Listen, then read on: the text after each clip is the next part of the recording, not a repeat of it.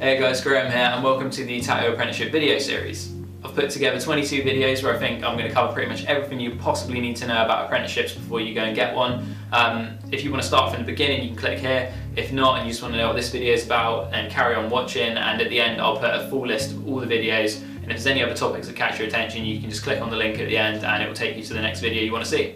So this video is going to be about how to find an apprenticeship. Not to be confused with how to get an apprenticeship, that's in the next video. That tells you kind of how to approach shops and all that sort of stuff.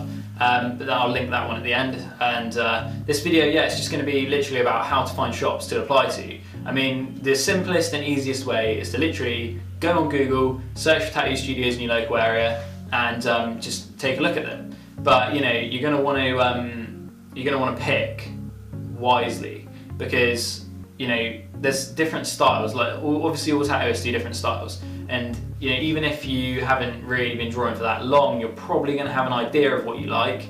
For me, when I was starting out, I liked old school, and I still do like old school, so it's a simple choice. I just wanted to find someone who was a traditional sort of style tattooer, did nice bold lines, nice block colouring, good whip shading. So I didn't know all that at the time, but I knew what the tattoos that I liked to look like. So if I came across someone's portfolio and I didn't really like their stuff, then I would know not to go to them. And I didn't really know why, because like I say, like it was literally just the look of it. Now I know that I like whip shading, and I don't like all this like different shades of grey ink and like lightly shaded stuff. I like solid, dark, heavy tattoos, and you know, in the traditional sort of way.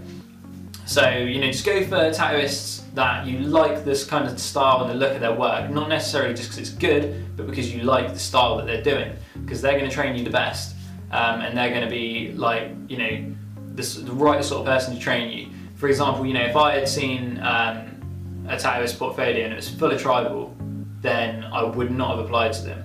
And I applied to literally like pretty much every shop in my area, and it was impossible, man, to get an apprenticeship. Like, I remember how hard it was, so believe me, if you're trying to get one, I feel your pain. It is a bitch, especially now, because when I started, tattooing wasn't as popular as it is now.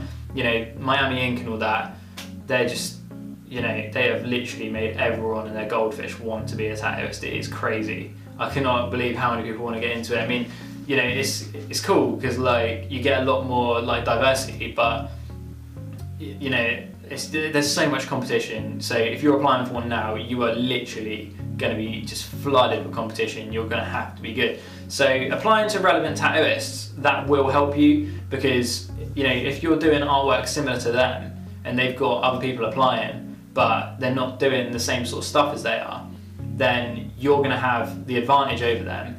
Like, even if your artwork isn't quite as good, if you're into the same stuff as them, then that just instantly gives you that connection that you're just going to be like, right, hit it off.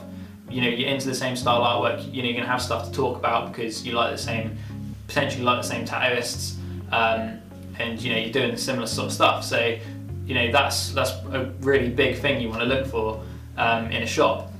And also, when you go in, if you do get an interview or anything, just make sure you look around and check out how clean the place is. And a good tip that I heard once, which actually does ring quite true, is go to the toilet when you go in there, and if the toilet's dirty and it hasn't been cleaned very well, that's generally a reflection on the hygiene of the shop. I know it sounds weird, it doesn't apply in all situations, but that's actually quite a good tip, because I've been into some shops and I've actually looked at a couple of toilets in tattoo studios, just, you know, like, because I've heard this a while ago and it kind of stuck in my head, and it is actually quite true. Like, it does reflect on the rest of the shop, so that's a good thing to look out for as well.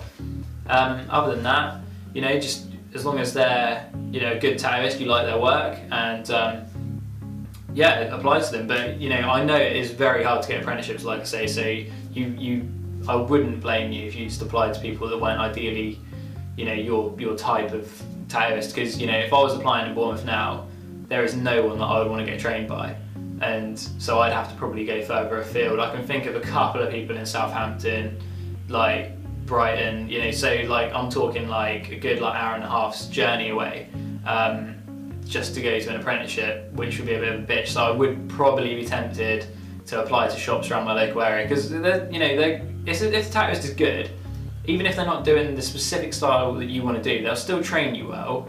It's just not ideal. So, you know, I guess it's personal preference. You know, try the ones that you really want first. If you don't get them, I wouldn't blame you for trying other places.